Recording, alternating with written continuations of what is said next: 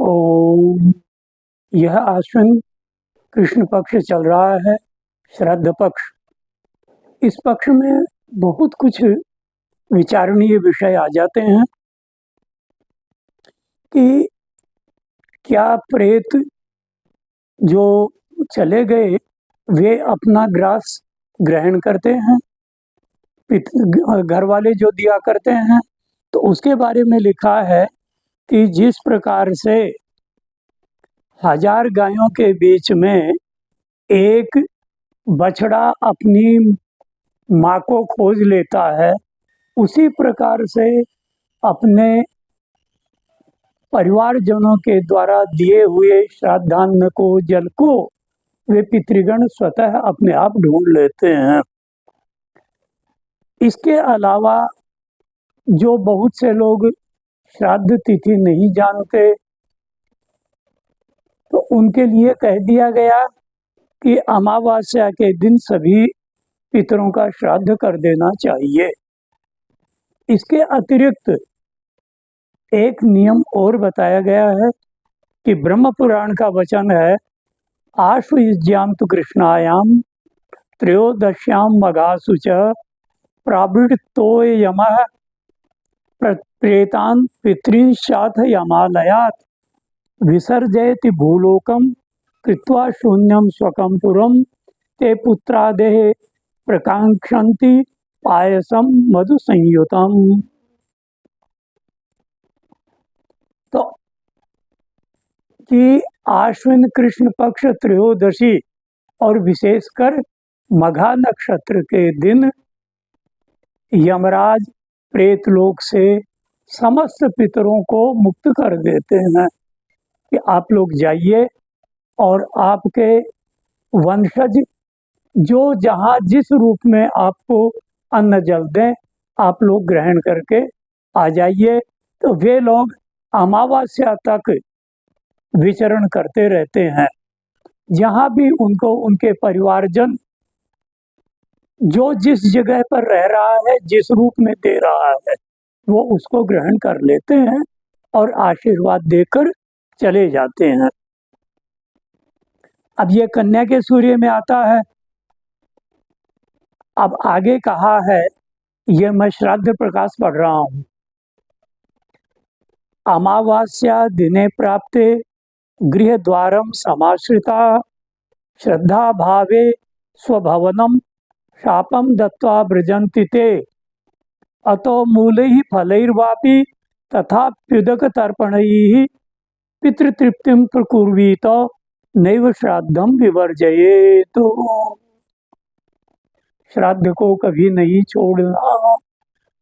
आपके पास जो कुछ है, कोई आवश्यक नहीं है कि हम दूसरे की देखा देखी ये करें वो करें वो करें, नहीं। आप अन्न से, जल से, अन्न जल दोनों से पितरों का श्राद्ध करें। कुछ नहीं है तो आप आमान्न से सूखा अन्न ब्राह्मण के निमित्त दे दिया, अथवा द्रव्य दे दिया, वो भी अभाव हो गया, तो उस निमित्त उस दिन ब्राह्मण को जाकर के द्रव्य दे दीजिए कि आज अमुक व्यक्ति का श्राद्ध मैं आपको दे रहा हूँ, आप कुछ लेकर के और भोजन कर लें। तो इससे अमावस्या के दिन, त्रयोदशी से अमावस्या के दिन वो पितर अपने वंशजों के द्वार पर आते हैं और अमावस्या को भी यदि उनको कुछ मिल जाता है तो वे लोग आशीर्वाद देते हैं, अन्यथा श्राद्धा भावे स्वभवनम शापम दत्वा ब्रजन्ति रे।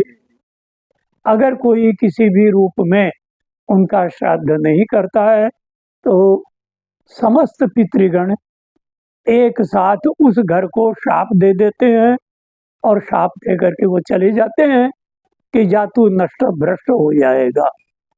इसलिए मेरा निवेदन है कि पितरों को अवश्य किसी भी रूप में आप अन्न से, जल से, भावनात्मक रूप से, सूखे अन्न से या द्रव्य से अपनी शक्ति के अनुसार जरूर मनाएं। इसी को गरुड़ और नागरखंड में भी कहा है कि अमावास्या दिने प्राप्ते गृह द्वारम समास्थिता वायुभूता प्रवांछन्ति श्राद्धम पितृगणा नृणाम। वायु के स्वरूप में वो आते हैं और प्रत्यक्ष आते हैं। यह मैंने स्वयं कई बार अनुभव किया है कि किसी न किसी रूप में वे आपके द्वार पर आते हैं और आप उनका यदि तिरस्कार कर देते हैं तो वे शाप ही देते हैं, आशीर्वाद नहीं जाते। इसके अतिरिक्त एक प्रश्न कई बार उठता है कि एक ही दिन कई पितरों का श्राद्ध आ गया, 1 का, 2 का, 3 का, 4 का, 5 का, और ब्राह्मण अपने को सुलभ नहीं है, तब फिर क्या किया जाए?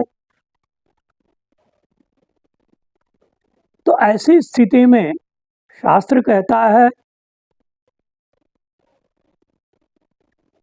कि ब्राह्मणानाम संपत्तौ कृत्वा दर्भमयान् द्विजान् श्राद्धं कृत्वा विधानेन पश्चात विप्रेषु दापयेत्। तो कि ब्राह्मण नहीं मिले तो आप कुशाका निमित्त बना करके और उतने रखकर श्राद्ध कर लीजिए और उसके बाद श्राद्धान्न को ब्राह्मण को समर्पण कर दीजिए।